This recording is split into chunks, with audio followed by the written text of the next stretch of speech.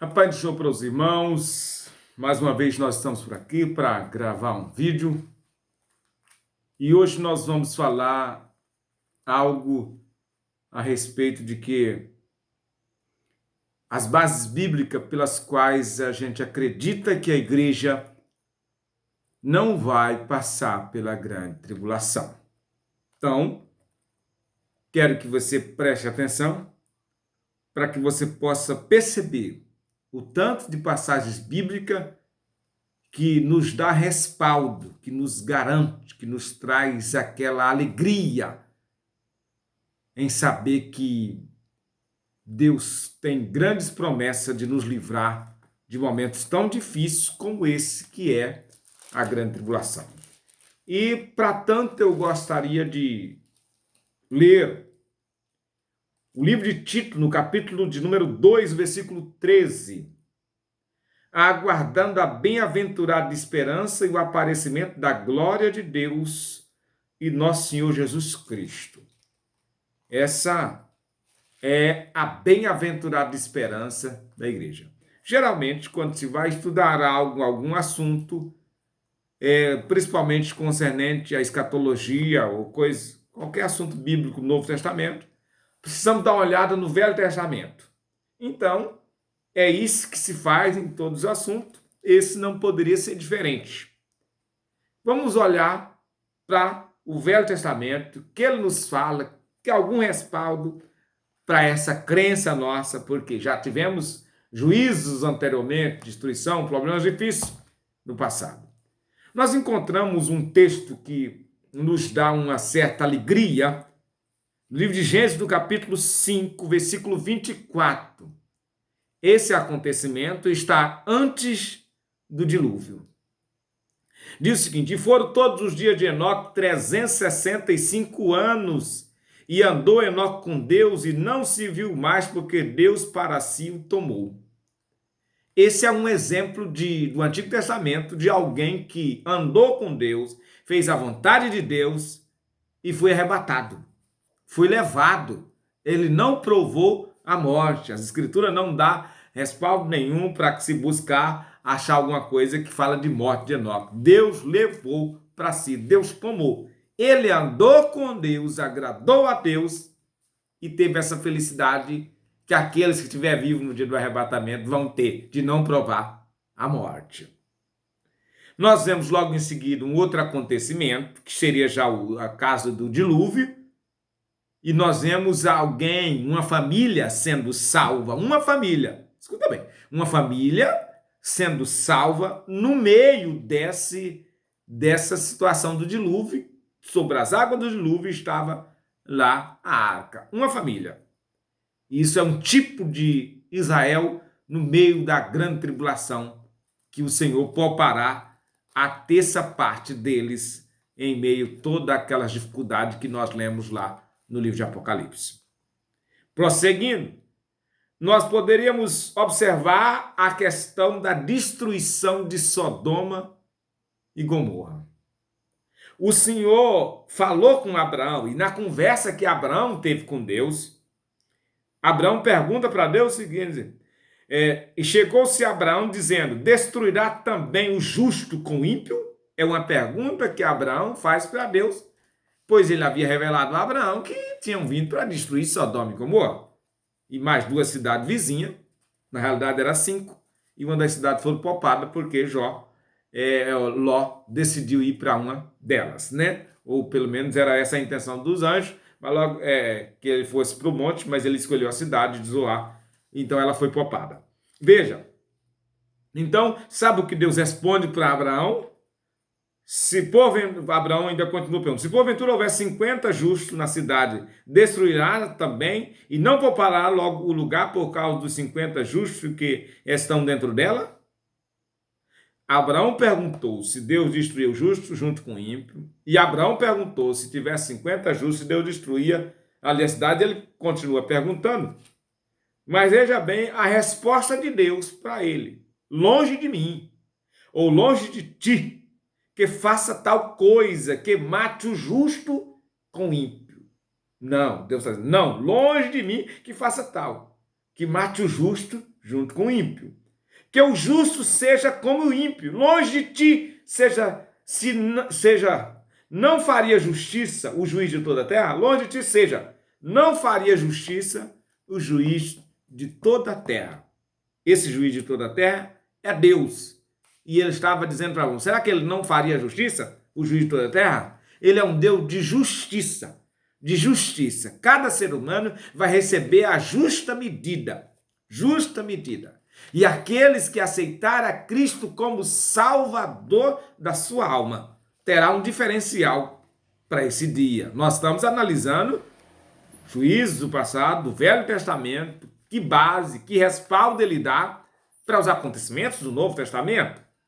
Então, esse tema, como eu disse no princípio do vídeo, é as bases bíblicas que os pré-tribulacionistas, aqueles que acreditam que a igreja vai ser levada antes da grande tribulação, têm para se agarrar nas escrituras, que é a fonte infalível, inegável da palavra de Deus, que nos dá essa segurança de que não passaremos pela grande tribulação. Prosseguindo ainda, observa um texto que escreveu essa última referência que eu li, está no Gênesis 18, 23, 25.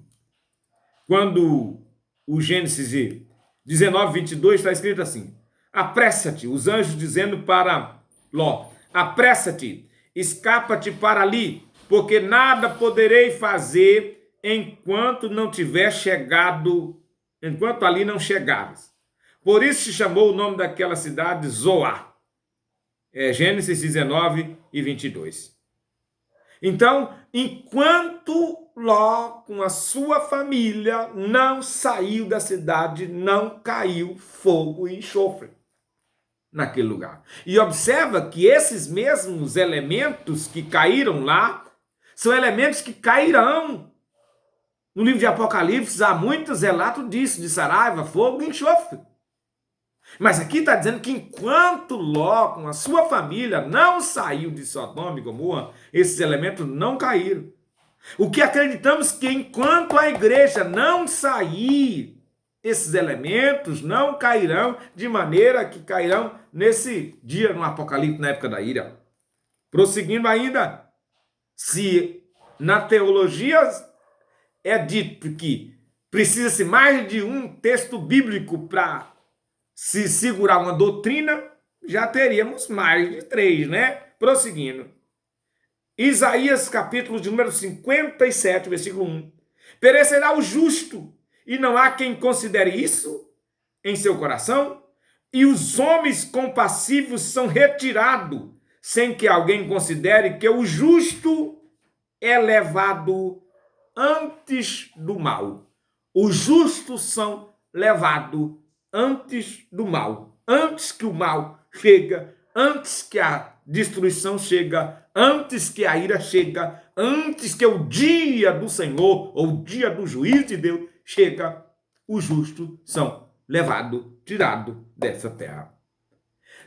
Aí alguém pode dizer, não, mas isso é o profeta Isaías, profetizou há 600 anos, pode querer criar qualquer coisa. Se acreditamos que esse profeta profetizou do nascimento virginal de Cristo, profetizou do seu sofrimento, no capítulo 53. Olha, o livro de Isaías é uma mini Bíblia, sabe? 66 capítulos, ele contém desde de nascimento, ressurreição, sofrimento, como um cordeiro mudo, levado maduro, enfim, ele contém até a questão do reino milenial, ele é algo bem completo. Então, aqui nós temos algo também sobre isso. Entendemos perfeitamente, dizendo que o justo é levado antes do mal.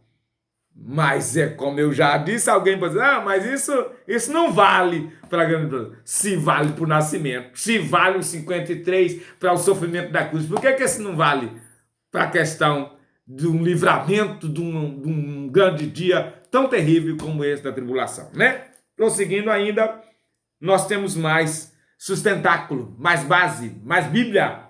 Sabe, não existe uma doutrina tão fundamentada nas escrituras quanto essa dos pré-tribulacionistas, que acredita que a igreja sai antes da tribulação. Olha, para aí você entender, no livro de Tessalonicenses, capítulo 1, 1 Tessalonicenses 1 e 10, E esperar do céu a seu Filho.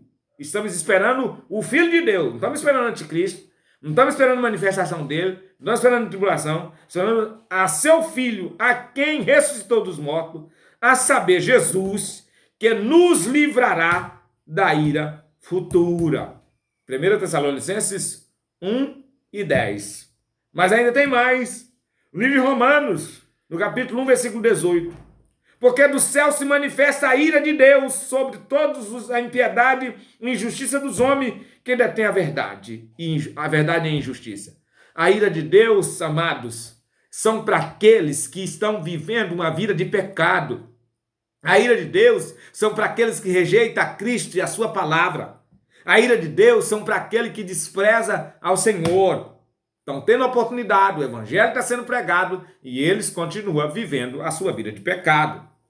Nós poderíamos, ainda em Romanos, no capítulo de número 5, versículo 8 e 9, está escrito assim: mas Deus prova o seu amor para conosco, em que Cristo morreu por nós, sendo nós ainda pecadores. Que prova gloriosa! Aí ele diz, logo mais, logo muito mais agora, sendo justificado por seu sangue, seremos por ele salvo da ira.